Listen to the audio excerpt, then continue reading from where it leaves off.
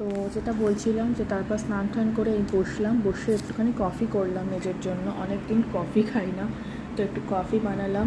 এবার শারদীয়া বা দেবীপক্ষ যেটা মানে সেটা একটু অন্যরকম কাটবে, এক একজনের কাছে এক এক রকম। অনেকে ঠাকুর দেখছেন না প্রতিবাদ জানানোর জন্য, অনেকে কম দেখছেন, অনেকে মনে করছেন না যে ঠাকুর দেখাটা প্রতিবাদের অংশ, তারা তাদের মতো করে ঠাকুর দেখছেন। তো এনিওয়েজ আমি কম ঠাকুর দেখবো, মানে হয়তো খুবই কম। তো যাই হোক, এখনের মতো এটুকুই, আর বিশেষ কিছু তেমন বলার নেই। তো আজকে কফি খাবো আর তার সাথে এটা খাবো, মেয় আমরের থেকে মা এনেছে এটা ব্রাউনি ব্লিস বলে। কালকে কালকে না 5 অক্টোবর মার বার্থডে ছিল, তো সেদিনকে নিয়ে এসেছেন।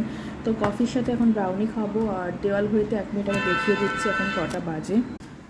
তো 1 মিনিট আমি দেওয়াল ঘড়িতে দেখাচ্ছি কটা বাজে এখন এই যে বাজছে 1টা 20। এই ঘড়িটা 5 মিনিট ফাস্ট, তো এখন 1:15 মতো বাজে। তো এখনের মতো